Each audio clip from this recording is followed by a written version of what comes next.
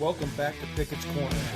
In this episode, we're going to be discussing and installing a distributor from Hot-Spark Ignition with a Bosch coil and a Balast resistor on a 78 Datsun 620 with an L20B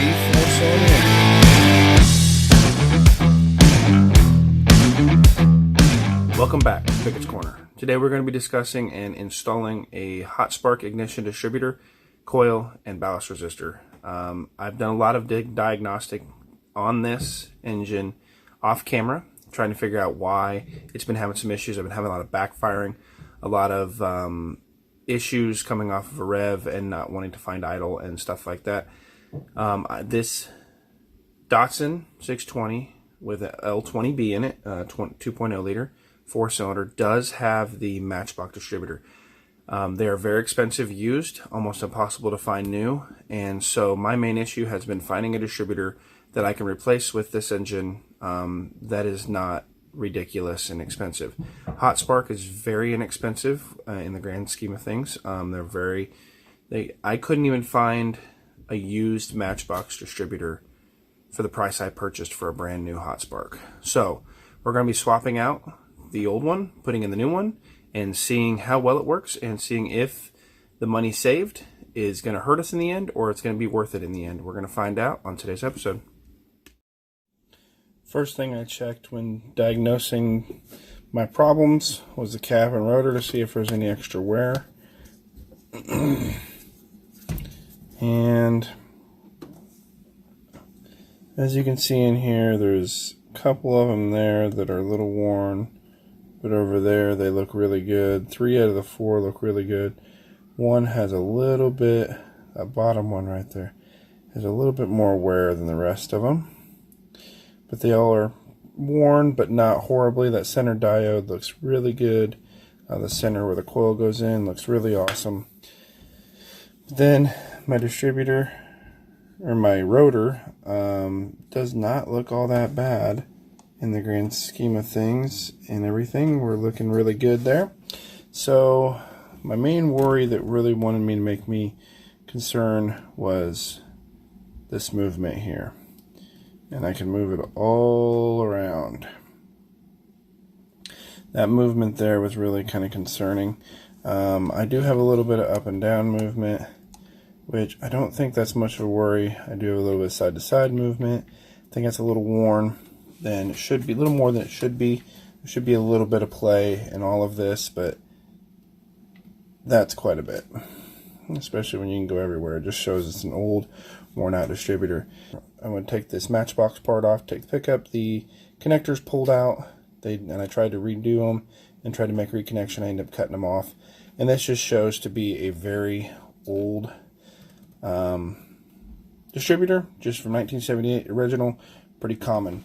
Very easy to remove. There's a bolt right down here, that bolt right there, and I can pop this whole distributor out. I had to pop it out once before, so I've already had this out to take measurements to make sure that the replacement distributor, which is from Hot-Spark, had all the right measurements. They want measurements such as, let me set this down, they want measurements here to here, this shaft here, from this point here to the end here, to make sure that the pickup's the exact same, which that's got some foam in it, but to make sure that the oil pickup's the exact same. They want to make sure that this shaft width here is perfect and this here perfect, and there's actually on their website at hot-spark.com, and I will be putting the exact model of this distributor in the description below.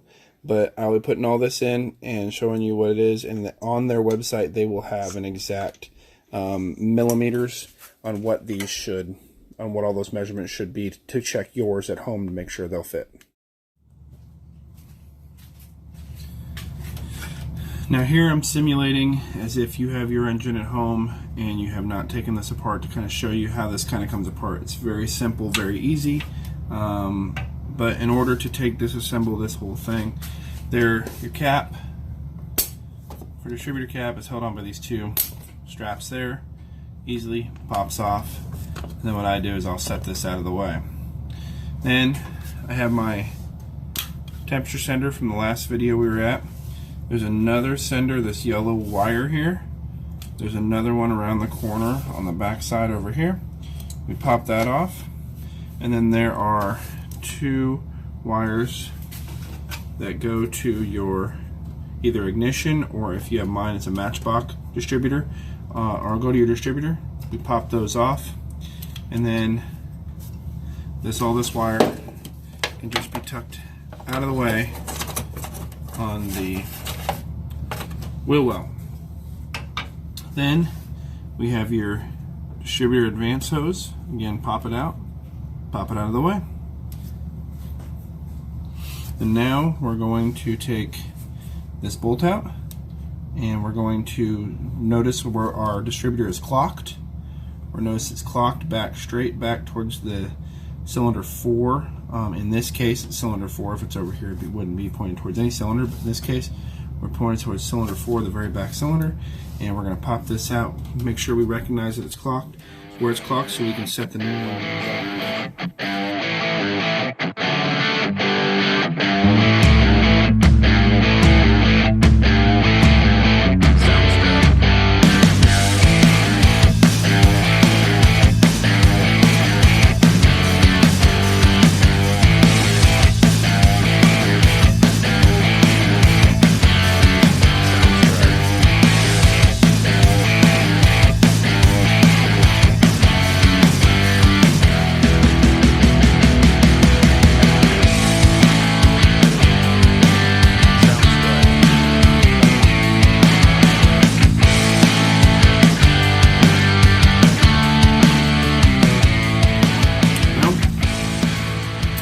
As you can see, clocking didn't work here, unless I can pop this off and turn it, and it does not. Looks like it may let me, and it will not. So clocking, making sure the clocking was the same, means that we're going to be changing our clocking pattern, because it sits, this one sat that way, this one now sits the exact opposite, 180 degrees out, which is kind of an easy fix. All we're going to do is reposition these spark plug wires to make sure that we account for where this was. So if this was sitting here before we were pointing that way, I make sure to put this wire here, this wire here, here, and here. So we should be able to just move everything to, which exactly flips this thing 180 degrees, and then we should be clocked perfectly. I'm going to go ahead and get the bolt in and start getting this guy put back together.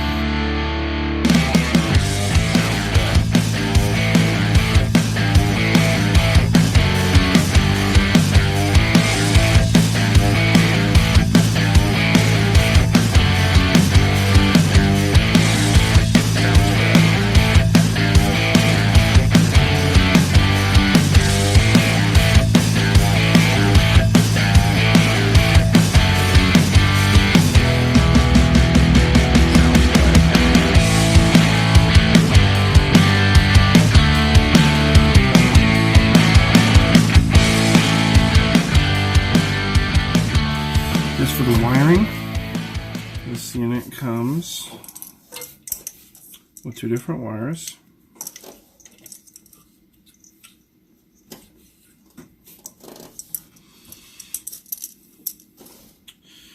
One will go to the hot side of the coil, the other one will go to the negative side of the coil, the positive and negative sides of the coil. And we're going to start swapping out that coil and doing that next. As for the coil, we have the stock used coil.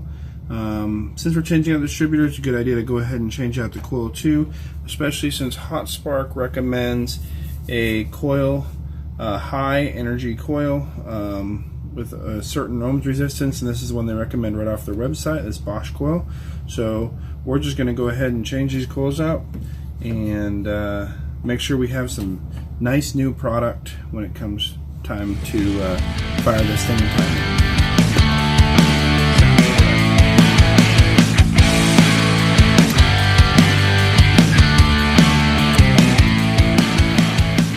this coil comes with the option to have add leaders. So you would put these leads on here for 2 leads or a single lead off of these units. To either you can run your main wires going to the distributor off of these connectors and put regular spade connectors on there. In this case, we're going to go ahead and still use the circle connections, but on our negative side we have 2 things coming off, being the DZ start kit, push button ignition system, and we have the tachometer coming off. So I'm going to go ahead and put these and put those on regular spade connectors and then leave the circle connectors for the actual stock setup.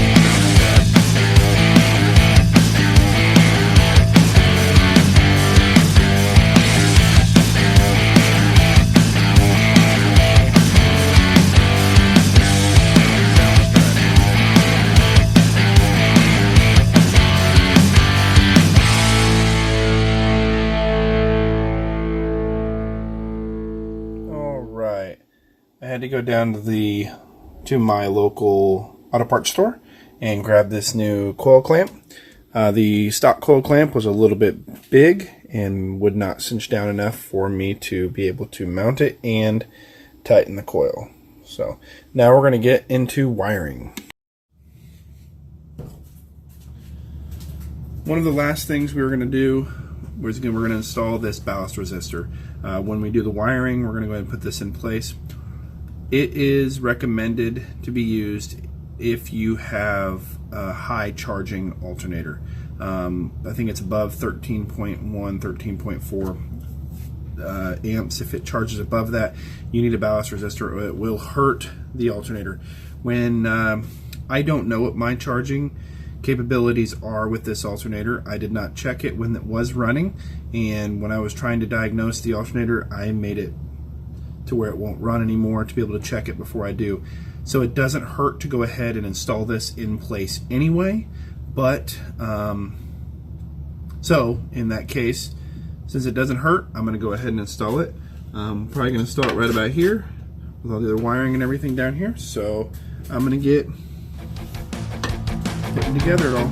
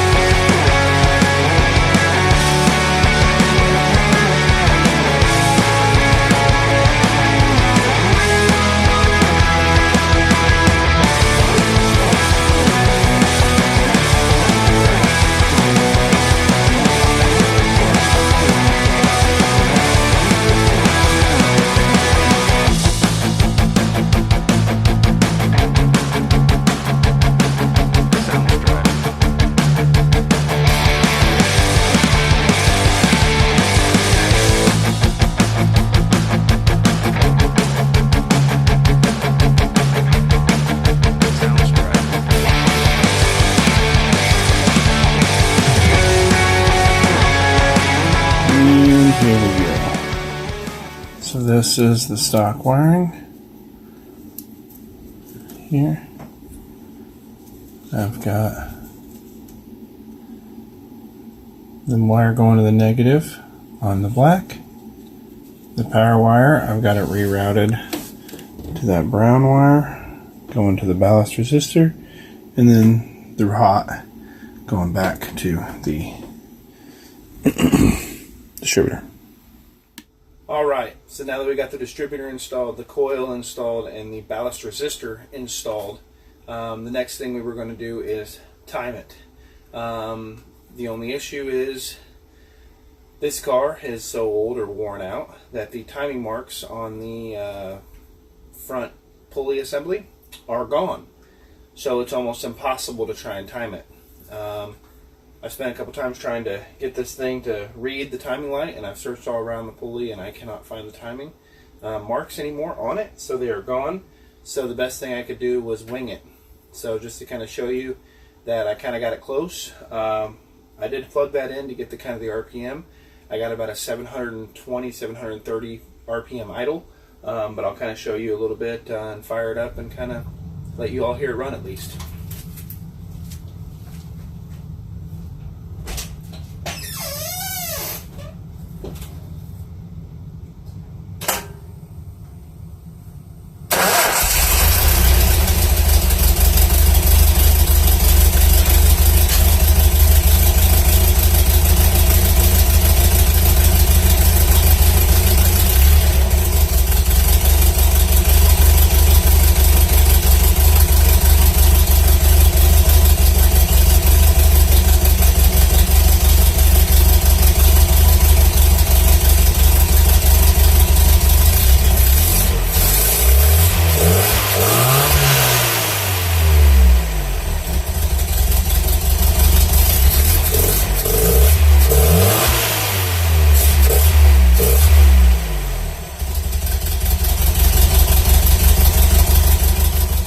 And there you have it, a distributor changeout from Hot-Spark ignition on a 1978 Datsun 620 with a L20B engine, and pretty easy, pretty self-explanatory. Do your measurements before you buy, just to make sure you're fit.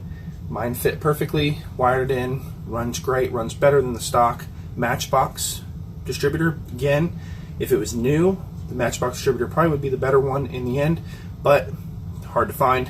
Good alternative to keep these old things running and keep them on the road. Thank you for watching Pickett's Corner, presented by NXS Performance. Don't forget to like and subscribe, because we got some more projects coming up on this truck, like a short throw shifter, window seals, wheelwood disc brake conversion kits, and hey, we may even make it faster. And I'll see you on the next episode of Pickett's Corner.